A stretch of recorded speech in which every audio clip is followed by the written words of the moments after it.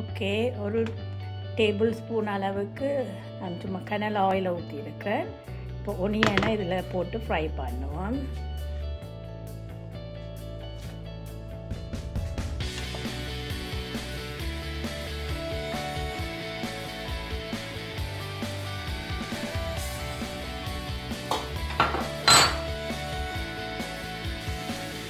Okay, கருவேப்பிலை கொஞ்சம் சில்லியையும் போட்டு தாளிச்சிட்டு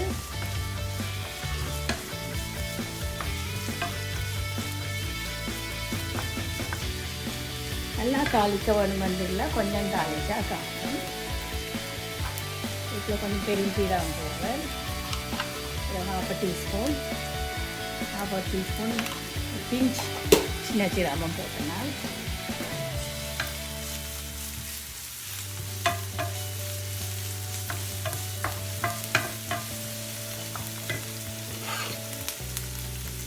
ஒரு half teaspoon ginger garlic paste. நிறைய போட தேவையில்லை, கொஞ்சமாக போட்டால் காணும்.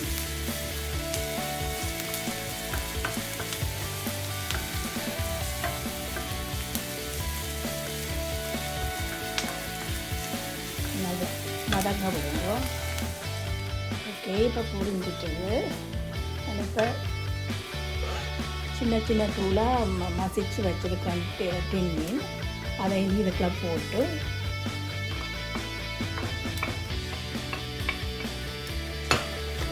வதக்குவேன்.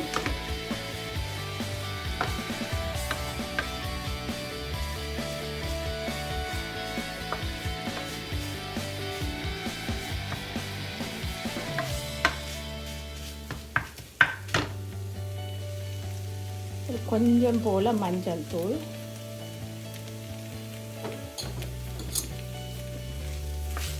அதையும் போட்டு வதக்குங்க.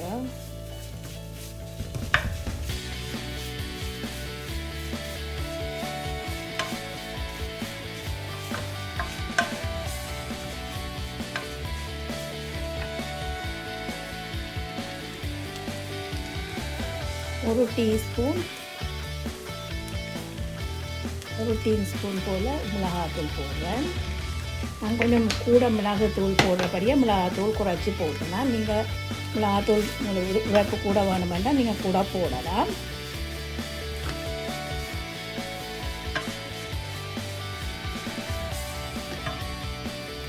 இது நல்லா வதங்கிட்டு கொஞ்சம் நேரம் தண்ணியெல்லாம் இழுத்துட்டு, இப்போ இதில் நான் 3 பொட்டேட்டோ எடுத்து நல்லா மசிச்சு வச்சுருக்கிறேன்.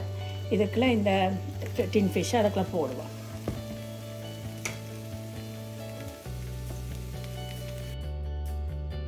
ஓகே, அதில் போட்டுட்டேன். நான் இன்னும் சோல்ட் போடையில். சோல்ட் உங்களுக்கு தேவையான அளவு போடணும். டேஸ்ட் பண்ணி பார்த்துட்டு தேவையான கூட போடுவேன். ஒரு 2 டீஸ்பூன் அளவு மிளகாத்தூள் போடுவேன். உங்களுக்கு ஏற்ற மாதிரி நீங்கள் போடுங்க. இதெல்லாம் மசிச்சு விட்டுட்டு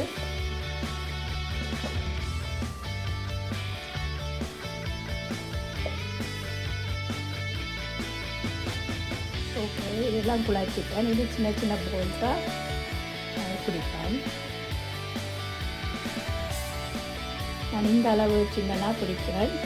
உங்களுக்கு என்ன சைஸ் போகணுமோ அந்த சைஸுக்கு ஏற்ற மாதிரி பிடிக்கலாம். எல்லாத்தையும் ஊட்டி போட்டு காட்டுறேன். ஓகே, நான் எல்லாம் உருட்டி வச்சுட்டேன்.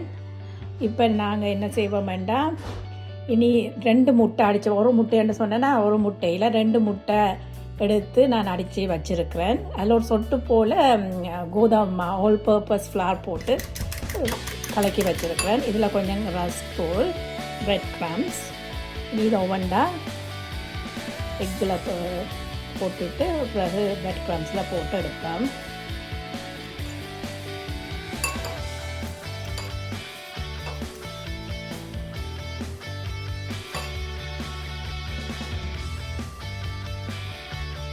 அப்படியே எல்லாம் பிரெட் க்ரம்ஸில் போட்டு எடுத்துட்டு பொரிக்க சரி நம்ம செஞ்சு காட்டுறோம்.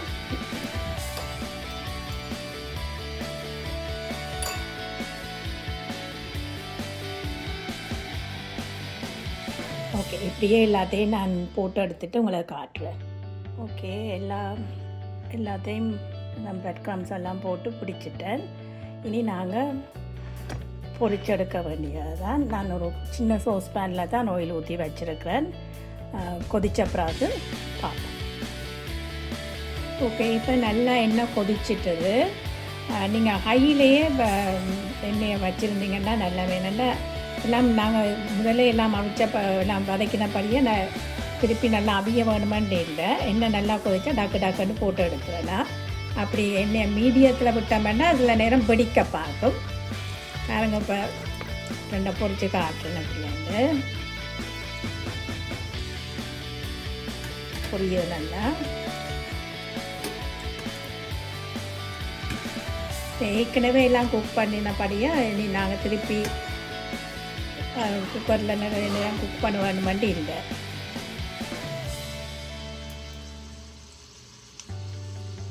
ஒரு 3-4 செகண்ட்லேயே எல்லாம் டக்குன்னு எல்லாம் ப்ரௌன் ஆகிடும். எடுக்க ஓகேயா இருக்கும்.